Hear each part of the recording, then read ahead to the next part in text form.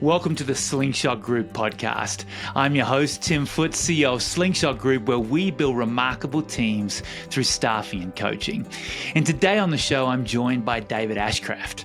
David has been the lead pastor of LCBC Church in Pennsylvania for 32 years.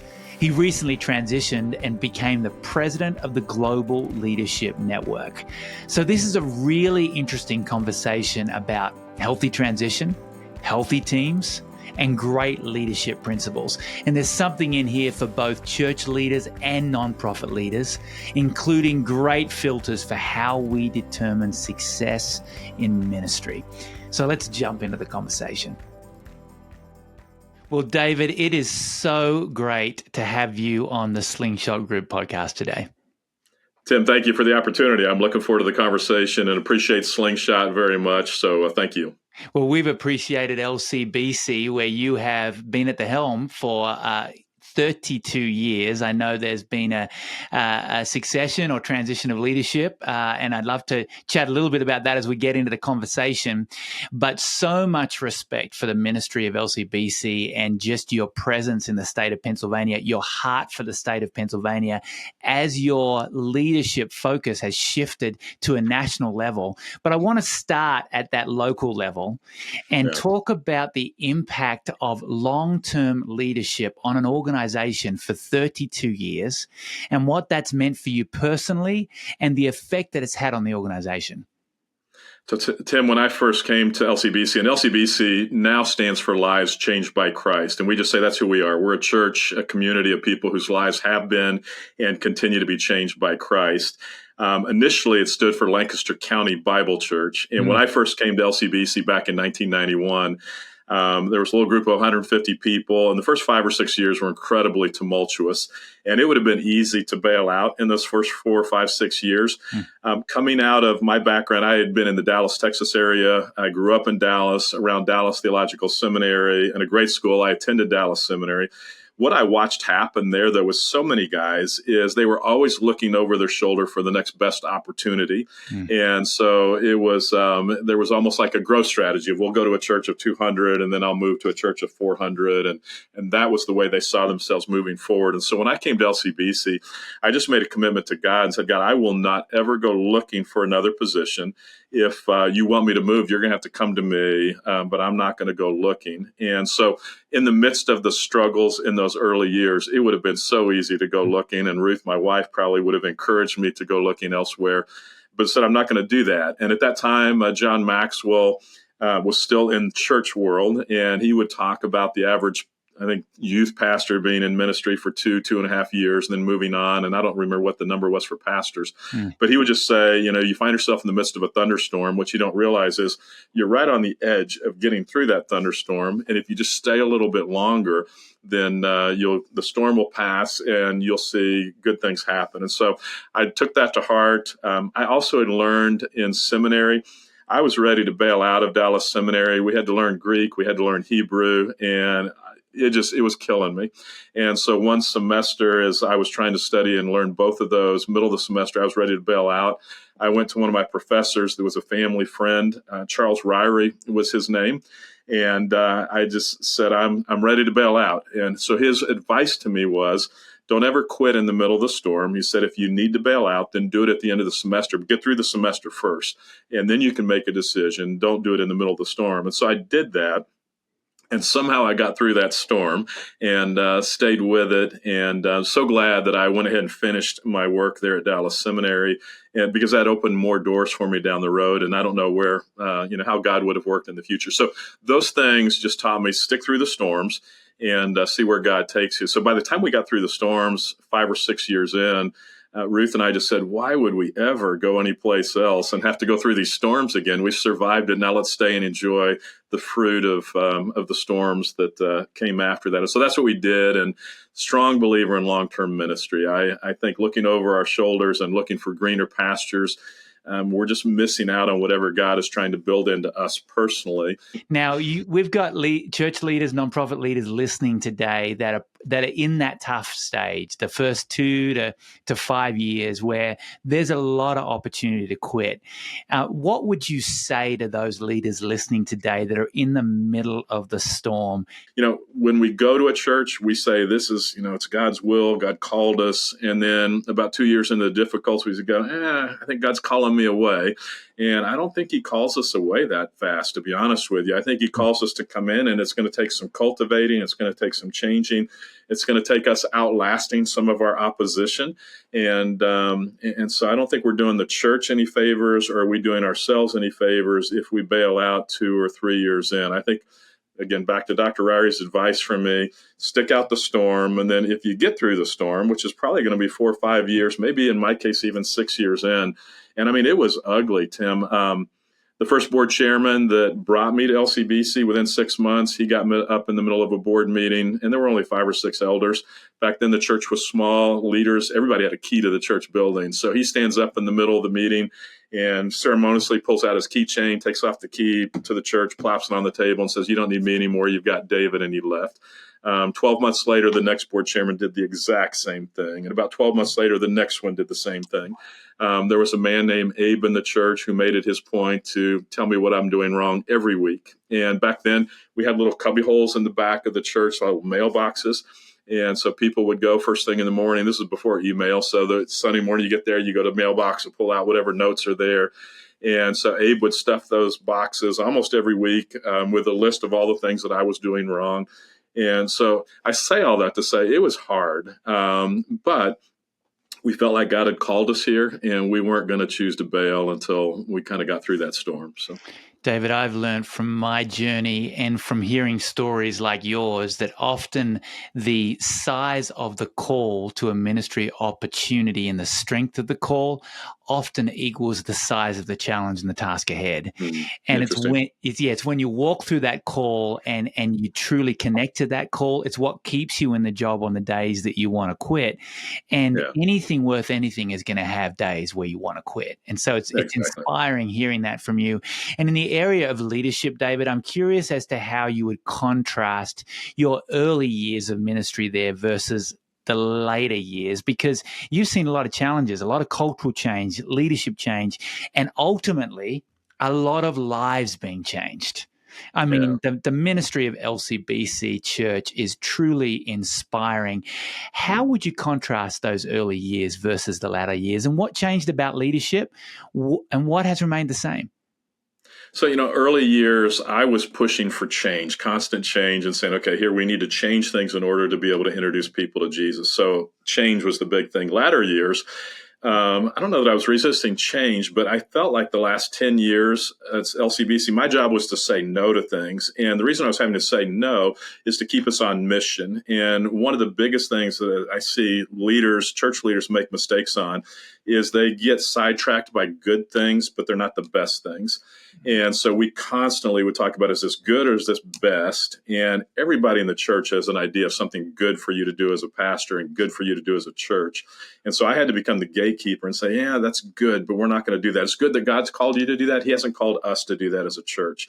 So, David, after 32 years, you make a massive shift to step into the president and CEO role of the Global Leadership Network. Please share with us how that came about and what that transition has been like.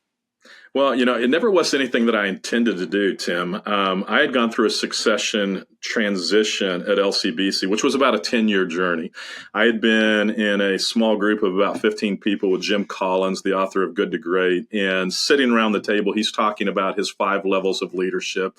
So again, arrogantly, I'm thinking, I'm sure I'm a level 5 leader. But he made a statement that kind of rocked my world at that time. He said, you're never a level 5 leader until you've actually left your organization, and it's better with you gone than with you there. And that really messed with my head because, selfishly, at least I did. I don't know if everybody thinks this way, but selfishly, I thought whenever I do step away, everybody's going to be in tears, and it's going to rattle the organization, and they're going to think we can't live without David. And Jim Collins' comment that day was, if that happens, you're a terrible leader. And so I had to change my prideful, selfish thoughts and think, okay, they can't struggle when I'm gone. They've got to be successful. And so it started me on a 10-year journey of what do I need to do to make sure LCBC will be better when I'm gone. And that involved making sure the finances were better, making sure the staff structure was better, making sure that the mission was solid. It meant finding my successor, identifying him and developing him. And about 10 years in, we felt like, and I felt like it was the right place for me to step out. I wasn't done with ministry. And Ruth, my wife, struggled saying, you're doing this too early. Why are you doing this? And I was like, no, it's right for the church. And we'll trust God with what our next step is. One of the other things, Tim, that I did is I just told the board, during that 10-year period, I can focus on, because oftentimes pastors will be told you need to know what you're going into next. And so I said, I can focus on what I'm going to do next, but then that makes I take my eyes off of LCBC, and I'd rather run hard to the finish line and then figure out what I'm doing next. And so the board made a commitment that they would continue to take care of us financially for a period of time so that I could run hard at LCBC specifically. So when I stepped out, I was going to do some things around LCBC, but about 3 months in, Ruth, my wife, said, you need to find something else to lead. And then she kind of looked and said, and it's not me, meaning not her. And apparently I was giving more leadership and advice around the house than she was looking for. And so about that same time, the GLN was going through a transition. I'd been on the board of the GLN for a number of years. We've hosted the summit for years, and it just seemed like a very natural fit for me. And so I've been doing that for 12 months now and loved doing that very much. Well, David, of course, we do a lot of nonprofit staffing work, a lot in the CEO space, and we watched with interest as the Global Leadership Network walked through this season of search for a new leader, and you make so much sense. That's God's provision for such a great organization, but I can't imagine the complexity of stepping in to lead an organization like the GLN, running things like the Global Leadership Summit, this organization that has such a rich history of so many leaders that have been impacted, also has a lot of baggage and turmoil. Yes, What yeah. did you focus on and prioritize as you stepped into this leadership role? You know, it's funny, Tim, it wasn't that different than at LCBC where we had to say, what business are we in? And what I watch all the time is churches lose sight of the business they're in. I think the GLN had drifted a little bit from the business it was supposed to be in. And initially it started to be for pastors and to be a tool for pastors so that they could be better leaders, so that people in their church could be better leaders, and they could inspire leaders in their community. But it started with the pastor, and it was a tool for the pastor. And the GLN had drifted away from pastors and more just to community leaders. And the board was saying, if all we're doing is teaching leadership principles, there are other organizations out there doing it. We need to be teaching leadership principles that ultimately will lead people to Jesus. And so I needed to come back in and really focus on what business are we in and make sure that we understood that. And so again, for me, it was just kind of a real simple, focused, narrow drive and saying, let's do what we do and do it exceptionally well. And so funny thing is, I ended up having to say no to a lot of the things that the GLN had kind of drifted towards and saying, no, we're going back to our roots. There's a need now, in my mind, for pastors to have help in knowing how to lead and lead well more than ever. And the board had actually had to look and say, have we run our course? Is there still a need for this? And there's a lot of other leadership organizations out there, but there aren't too many that are focused on pastors and leading pastors well and leading their churches well so their churches can prevail and more people can know Jesus. And so I believe there's no time better than now to be digging in and saying, let's make sure the GLN is focused and excelling. So in some ways it was different, but in some ways not different. And the same principles that worked well to make sure we had a healthy team at LCBC, the same principles applied and apply now for the GLN. So it was very comfortable in some ways because I could step in and just do what I'd been doing for years, just in a different context. Well, David, I'm watching from afar. I can see the clarity, the renewed clarity that the GLN has under your leadership. But it's also interesting what our listeners may not know about you is this is an extension of what you were already doing in the state of Pennsylvania. I mean, you've done it in a local church, but your presence in that state and how you've been helping other pastors, this feels just like an extension on a national scale. Talk a little bit about that. Yeah, so part of the reason why it was easy for me to step into the role of GLN, I mean, first of all, I love the summit. It's had a huge impact on me, so it was a very natural thing for me to step in there. 10 years ago, LCBC felt like God was challenging us to impact the state of Pennsylvania. Arrogantly, we thought that meant LCBC locations all across Pennsylvania. And right now, we have 23 or 24 locations across central and eastern Pennsylvania. And it may be down the road that there may be many more LCBC locations. But very quickly, we realized this is way bigger than LCBC.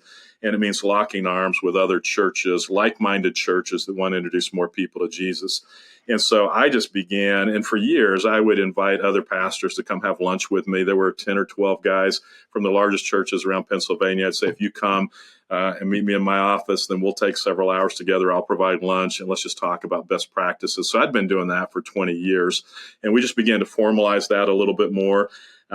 We started an organization we call The Advantage, and that's just taken from the book of Acts. There's a guy named Apollos that's described in the book of Acts.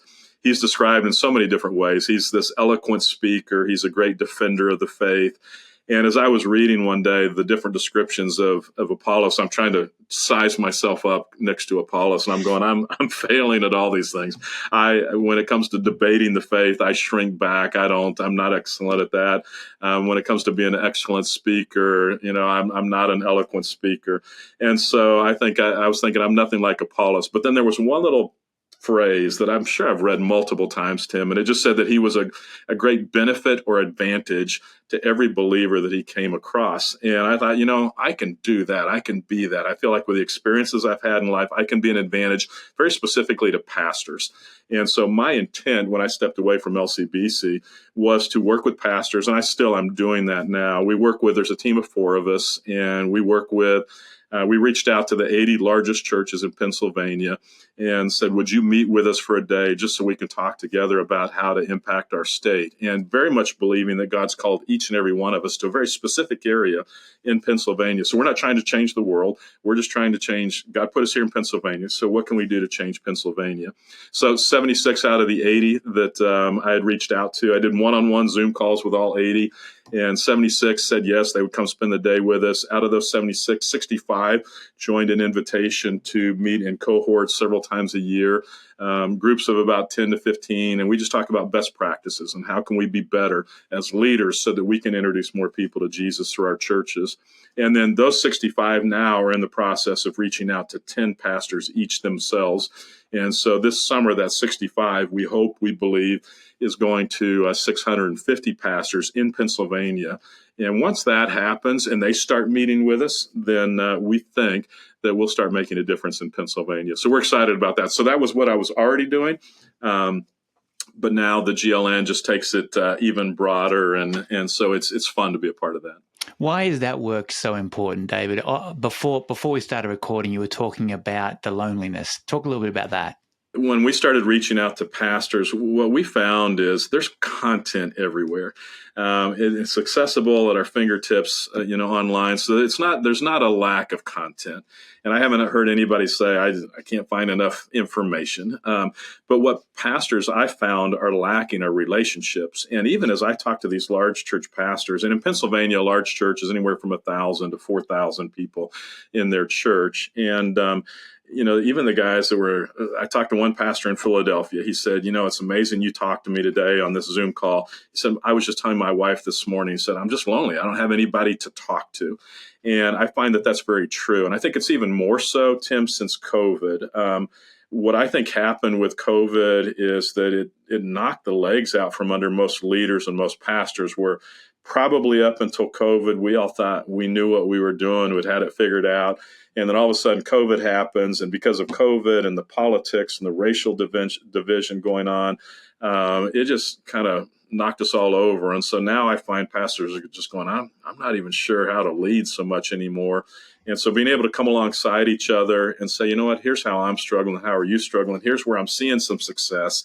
How are you finding success? And what's actually fun is, we went through several years where every time you talk to a pastor after COVID hit, it was always negative. And now we're seeing, at least what I'm seeing over the last year, is just this resurgence of energy, and it feels like fresh winds are blowing and God's working and churches are building back up and strength is back. And so it's been fun to see. You said something earlier in our conversation that I'm intrigued by to go back and just dig into a little. And you said that the same principles that you used at LCBC for team health over the years were the same principles leading the team at the GLN. Chat a little bit about those similarities and what you've learned about healthy teams and maintaining team health. The same things apply. One is just a real clear mission, understanding what your mission is. And so when I came into LCBC, when I came into the GLN, there was confusion as to what the mission was. So at LCBC, we settled on the fact that we were here to introduce more people to Jesus and then fully follow him. And so that became very clear, and it helped us figure out what style of music we're going to use and what dress we're going to use, how we're going to dress, and how we're even going to talk as a staff and as a team. It drove us where, because the mission was to introduce more people to Jesus, we're never finished. And sometimes people will get tired at LCBC and they'll say, when are we done? And we'll say, we're never done. There's always more people to be introduced to Jesus. And so when we would come up against obstacles, whether it was adding a gathering on Sunday morning or adding a new location, or even raising money for those locations, it never was about, let's have a building and a newer building so the seats are more comfortable for us and we've got a gym that we can all play basketball in together. It never was about that. It was always about, we're opening up more seats so that more people can be introduced to Jesus. And so at the GLN, for us, it's how do we serve pastors? How do we help churches prevail? How do we inspire leaders in the community? And so it's really being focused on that mission of serving pastors. And what that allows you to do is say no to a lot of things, because you go, if we do that, it's not going to help us. How's that serving pastors? And so it helps you understand that. So I think the biggest thing is understanding who you are and focusing on that. It tells you what to say yes to. It tells you what to say no to. And then there's just a bunch of other principles, Tim, that we would follow. Everything from, I mentioned, is this good or is this best? And I've heard it said that good is the greatest enemy of best.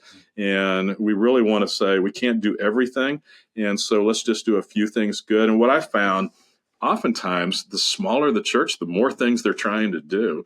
And it's like, how can you do all the things you're doing? We can't, even as a big church, come close to doing that. And so we try to focus on just a few things. A few other principles that I'll just tell you about. We talk about the 90-10 rule. Oftentimes you hear the 80-20. We talk about 90-10. And that one I started from the very beginning. That comes with trying to please everybody. And I watch pastors try to keep everybody in the church happy. It's not going to happen. And back when I was starting at LCBC, that's when the music wars were going on. And I think Slingshot had its roots in at least music ministry. And I watched churches say, let's be blended. We'll do half hymns, half choruses. Nobody was happy. Everybody was mad. And you could feel it in the church. And said, we're going to pick a direction. And we want 90% of the people to be wildly enthusiastic about us, and 10% of the people can be wildly upset with us. And we're okay with that. And so that gave us permission, when people were real mad, to be mad with us. And what's funny, even today with 22,000 people, or now 25,000 people, 10% is 2,500 people. And so you go, oh my goodness, but we'll do something different. We'll get 30, 40 emails, and we all of a sudden are going, oh no, everybody's mad. And then we'll kind of go, oh, wait a minute. So we've gotten 30 emails about this, or 40 emails about this. 10% would be 2,500. So we still have a couple thousand emails to get before we need to be worried about this complaint. And so it helps you keep perspective. So that's a real big one for us. And even at the GLN, we constantly, Tim, talk about keep one eye on eternity.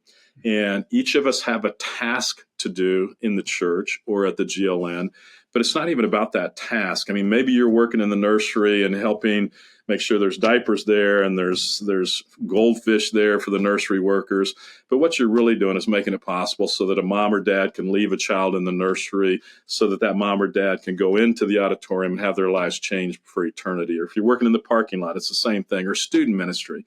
I'll say you sign up to, and you're trying to get men to sign up to lead a small group of seventh grade boys. And I mean, we all know seventh grade boys, and why would you ever work with seventh grade boys? But somebody's going to choose to do that. And their task is to keep those seventh grade boys safe and everybody around them safe. But what they're really doing is changing those boys' lives for eternity, because they may be that person, that guy, leader, that man leader may be the only man some of those seventh grade boys have ever known that actually loves Jesus.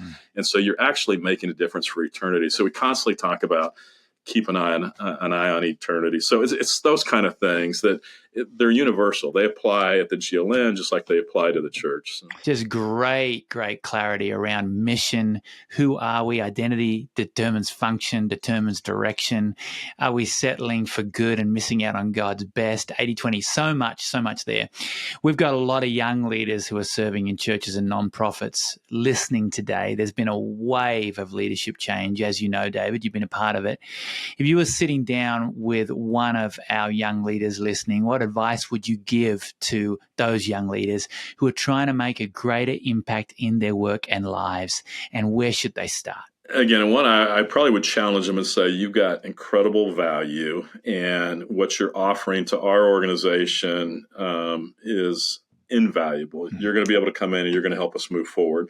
But to do that, you also need to understand where we're going as an organization. And so it takes a little bit of time to do that. I mean, when we hire somebody from outside of LCBC, and we have a staff of about 300, and I would say probably 270 of the 300 came internally. But those that came from the outside, it often takes 2 years before they fully understand who we are and kind of develop our DNA as an organization. And so, one, I would say patience. You can't walk in and instantly assume you get it because there's a lot you've got to learn just to establish the DNA. And that's not an age thing. That's anybody coming into a new organization. It's going to take time, patience. And what I also learned over the years, Tim, when I was young and I would think about new elders for our elder board. Initially, I always thought, we want new blood. Let's new blood, new ideas. After going through those first 6 years, I wanted guys that had been through those battles with me, because then they weren't so quick to just yank the floor out from under us and make a quick change. They understood how hard it was to get to where we've gotten. And what I find sometimes with younger leaders, I was like this, is you don't understand the blood and sweat and tears that it took to get to where we are today. And so what we do now, even at LCBC for the elder board, is let's bring one guy on that's been around a long time that understands what it took to get to where we are. Let's bring one person on to make sure that there's some new value. So a new guy, but I don't ever want to forget that history. And sometimes there's a tendency to forget that history. I said it earlier, don't get bored with doing what you're doing.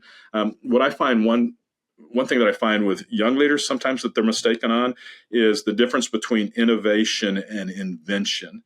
And young leaders oftentimes, when they think of innovation, they think, let's scrap what we're doing on Sunday mornings and let's all go out and we're going to work in the community and we're going to do community projects. And so that's, to them, that's innovation. And I would say, no, that's inventing a whole different style of ministry from what LCBC is. Innovation is just small incremental changes that will help us get better. And we spent time with Chick-fil-A, and they're known as a very innovative company. And yet when we listened to them, we were like, what's the most recent innovation? And this was 10 years ago, but what was the most recent innovation you've had? And so they went to great lengths to tell us about a guy, one of their store owners, restaurant owners, that had come up with a new way to fry French fries. And he just made a little twist in the bag or the basket that puts the French fries. And they were thrilled to death to this new innovation that he had made. And my point is, it's just small, little things that will make the organization better. I was with the CEO of Ace Hardware Stores, John Van Heusen, and he was talking about innovation at Ace. And he said, the biggest innovation we've had recently is changing. We did all this research to figure out what's the right question to ask customers when they come in. And he said, we used to say, what can I help you with? And he said, 99% of the time, people say, I'm fine. I don't need any help. They changed the question after lots of research. They changed the question to, what can I help you find? And they said all of a sudden, probably about 70% of the people now are saying, oh, you can help me find such and such. And so it was just a little change in the wording of what they were doing. And so those are innovations. Those aren't new inventions. It's not, let's stop selling hardware and now let's sell something else. It was just an innovation that made them better as an organization. So I think as a young leader, understanding what your senior leaders are looking for is innovation, not new inventions for you. So, but you can make a difference, but take time to learn the organization and then innovate. Oh, David, so much wisdom. And I love, by the way, just your leadership tips that come from being on the mailing list for the GLS. Mm-hmm. And at time of recording, you are gearing up for the Global Leadership Summit, which is coming up in August. Chat about how people can follow along with your work and leadership development and how they can get involved with the summit this year and in coming years. Tim, part of the reason why I'm excited about leading the GLN is I've always been an excited participant in the GLN. And what I found, the Global Leadership Summit, it's a 2-day event. We'll bring in faculty. I think we've got 15 faculty members this year. Everybody from Coach K, the legendary Duke basketball coach, to Marcus Buckingham, to Erwin McManus, Craig Rochelle, 2 Harvard profs, Arthur Brooks, Amy Edmondson. And we try to have a wide variety. We say, let's be humble enough that as Christians, we can learn from anybody. And we challenge non-Christians here at the summit to be humble enough that they can learn from us. Pastors can learn from business leaders can learn from pastors. And so it's a wide variety of thought that's there. And what I did every year, it helped me grow as a leader, but then it just became a value for us as a church at LCBC that the more of our leaders we could get there. Again, it's building that leadership culture. And so it's getting them there so that they can be better leaders. So then when I need a leader to tap into, I've got people that are ready. And what it did for us as a church is then I could talk about a story in our leadership meetings. I could talk about a story that was told at the summit, or I could use a phrase that was used at the summit a year or 2 years before. Everybody in the room already knows that story. And they go, oh, yeah, we love that story, or we love that principle. And so it just kind of ignited us forward in developing that leadership culture. So it wasn't an event that we hosted. It wasn't this hassle. It was this is the way we develop our leaders, and it's part of leadership development and developing that culture. So you can go to globalleadership.org and check it out. It's a 2-day event. I think it's the best. And again, I said this even before I was in this role. I think it's the premier leadership event for any leader, and it's affordable. We talk all the time. We're probably less expensive than we should be, but part of our goal is to make it very accessible for everybody in the church. And we really believe that everybody wins when leaders get better. And so if I, as a pastor, can get better by attending the summit, if my volunteer leaders can get better by attending the summit, everybody in the church wins, everybody in the community wins. And so it's a plus for everybody. I'm going to be there this year. I'm looking forward to it. And as I look forward to seeing you. Well, and as I think back over this conversation, as it relates to leadership, I think the theme for me is faithfulness, and your faithfulness to the local church, to the state where you were planted, and how God is using you in an organization now to impact a nation of leaders. And when you talk about humble leadership at the summit, you display it in your humility. And I just want to say thank you for your faithfulness in leadership and how you are investing in so many pastors and opening your hands to expand a network person to person so that we have a community of leaders that we can do life with and stay on mission with. That's a huge gift to the kingdom. So thank you, David. Yeah, well, thank you, Tim. I appreciate it very much. And appreciate Slingshot and, again, your partnership with LCBC. And I think you're doing some work for us for the GLN now even, or I think we're talking about that. So appreciate you guys a lot and what you're doing and the way you're serving churches and organizations as well. Thanks, David. Thanks so much for being with us today, and I'm looking forward to future conversations. Good. Thank you, Tim. Thanks for the opportunity.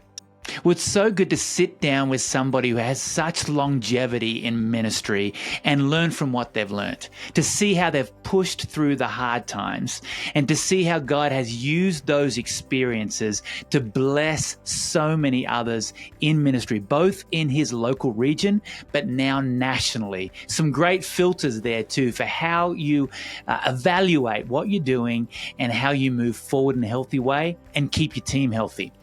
So if you enjoyed this, please subscribe and share it with another leader. Thanks again. Until next time, stay curious and reach for the remarkable.